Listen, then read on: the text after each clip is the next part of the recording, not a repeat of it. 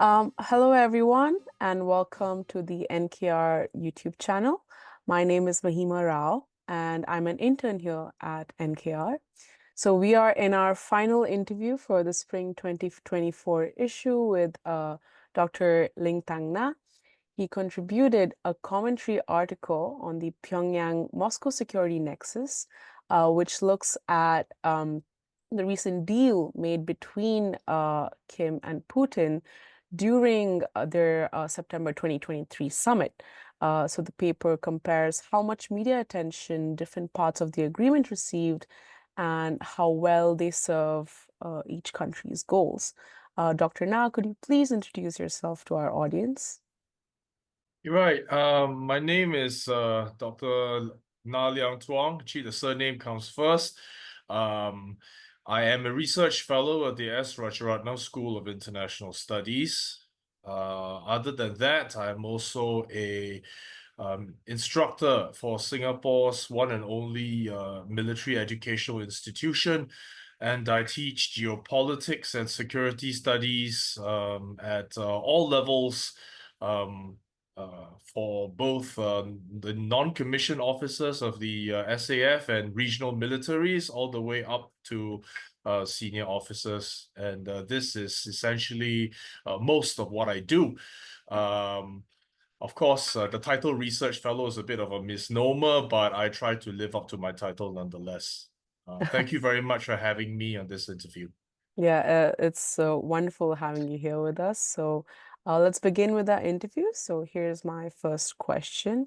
Can you please elaborate on what you think are the key factors that contribute to the complexity of Pyongyang and Moscow's relationship? Well, first, I'm not really sure whether these are factors that contribute to the complexity, but these are factors I think we should take note of. So I have three issues which I'd like to raise. Firstly, they do not really have a special relationship, and are not strategic partners in any way, shape, or form. Basically, unlike the US and the UK, US, or Israeli Singaporean relationships or dyads, there are no long-standing ties underpinned by cultural familiarity or strategic similarity in any way, shape, or form. Um, Basically, there's not much that they can have as common ground to understand each other. They are basically trying to take advantage of each other to fulfill the cold calculus of national interest on their respective sides. Secondly, yeah, I'd like to emphasize that they don't really trust each other. Um, and I've seemed to get this impression from interviews with many insiders on the Russian side. So basically, unlike the ties that many Western European countries in NATO or between the US and its or ties between the US and its non-NATO alliance partners, Moscow and Pyongyang simply do not trust each other. So this means that Russia is actually reluctant to share technology with North Korea and will give the North Koreans the absolute least in return for as much as get as much as Moscow can get in terms of military commodities like ammunition. Thirdly, there does not exist a binding. I don't think there really exists a binding military alliance in practice between Russia and the DPRK.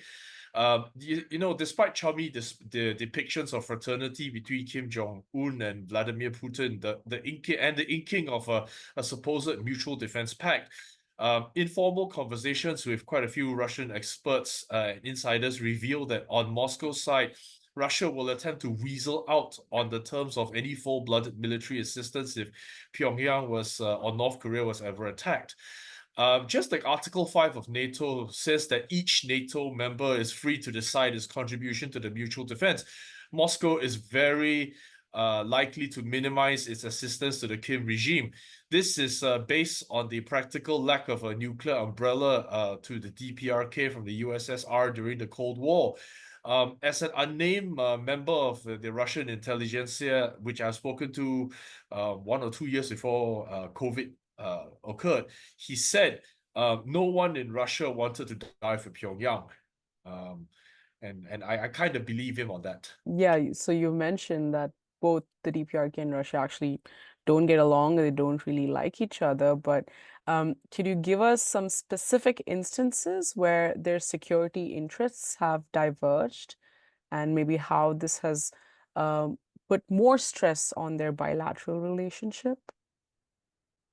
Well, I would say that the bilateral relationships have been stressed, but I can highlight two particular Mm. future scenarios where their interests, their strategic interests might diverge. So before I can do so, I'd just like to emphasize that the only realities, strategic realities that Pyongyang and Moscow now share is an adversarial relationship with the US and a strategic dependency on China. To be sure, they both detest Washington to a greater or lesser extent, and they both need Chinese support, while at the same time, neither Moscow nor Pyongyang trust Beijing. Despite whatever they may say in the open, no matter how much, they depend, sorry, despite how many times Putin might hug Xi Jinping and Xi Jinping might embrace Kim. All right. Ultimately, I don't think they trust any of each other. So beyond that, I would argue that Russia's strategic trajectory, and now I'm talking about the first case whereby their interests might diverge, is that Russia's interest right now is mired in conflict with Ukraine. Whereas for the DPRK, they are primarily focused on regime security. So one is now engaged in war, and the other one is currently engaged in trying to maintain a favorable status quo. So in order to secure the various routes from Russia's perspective, Russia wants to secure the various routes that historical enemies have used to invade Russia. And from this, Moscow feels justified in attempting to expand its borders, or at least more closely match the boundaries of the USSR. Or at the very least, what it wants to do is use its geostrategic influence to try and get favorable governments into power in the Eastern European nations, which formerly comprised the Warsaw Pact. We can already see this working in that Viktor Orban is now currently Prime Minister of Hungary and is very, very pro-Russian.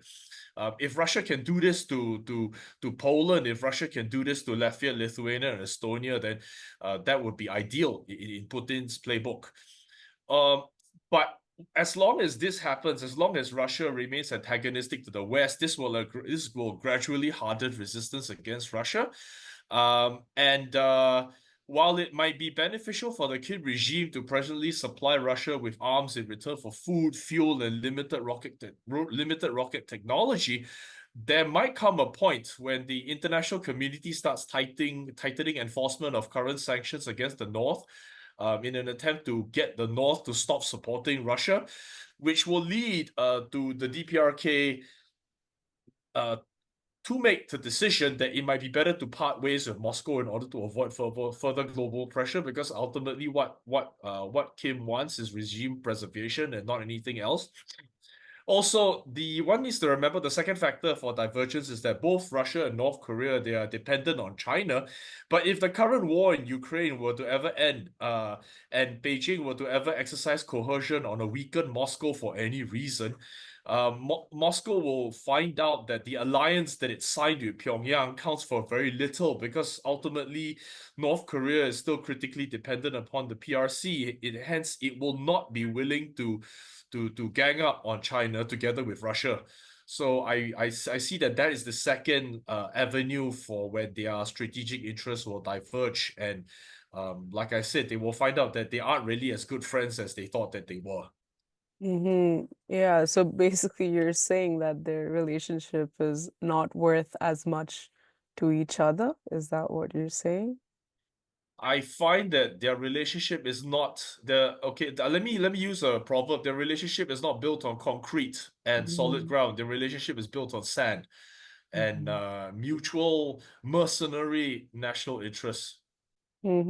So then, in the way that this security nexus is sort of moving forward, do you see any trends or shifts that scholars or policymakers should be attentive towards? Okay, At the risk of dedicated Russian scholars saying I sound very cosmetic and whatnot, I just like to perhaps emphasize that I'm not a Russian not a Russian security studies expert professionally, but I would like perhaps to highlight that in the near term, future gazing is in the near term is our near-term predictions are the best that we can do, and sometimes we're not very good at doing it because fundamentally future gazing is very, very hard to do.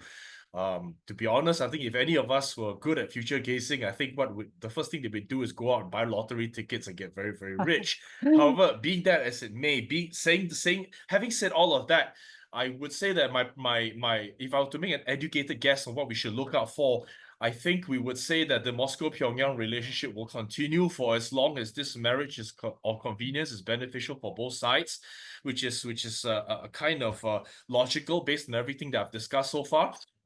And the reason I say this is that Putin only re-engaged with Kim. He wasn't interested in re-engaging with Kim early on, but he only did so when his munitions or ammunition supply situation turned desperate during the second year of his war with Ukraine. So I would suggest that commentators, and I wouldn't say analysts, I wouldn't say scholars, but just merely commentators, they should observe how the war is proceeding. For the near future, we can expect Russia, and by near future, I mean, but in case of a couple of months to even a year, we can expect Russia to press North Korea for even more arms shipments. And this will occur whether Russia is winning or Russia is losing. Because if Russia is winning, then it wants to decisively defeat Ukraine, and it will do that with any military assistance that North Korea can provide.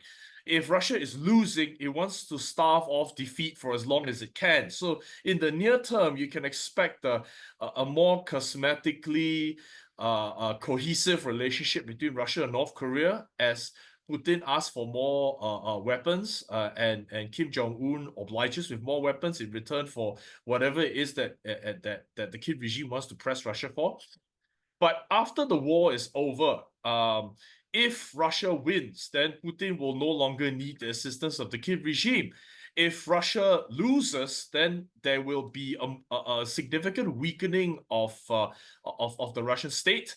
If Russia loses catastrophically, there will be turmoil in the Russian state, in which case the Kim regime will realize that a declining Russia or a Russia in turmoil is now a toxic factor in the former survival. And relations will cool, whether Russia wins or Russia loses. But as long once Russia no longer needs Ukraine, or no, sorry, once Russia no longer needs North Korea, or North Korea decides that it's not in its interest to be that close to Russia anymore, then you can expect the relations will cool. That's at least my predictions for the next 1 to 2 years going forward. Okay. Thank you for your answer. So those are all the questions I had prepared for today. And thank you for our viewers for watching. We hope you enjoyed today's interview. And thank you so much to Dr. Na for being here with us today. Thank you for having me, Ms. Rao. Yeah. Goodbye. Bye.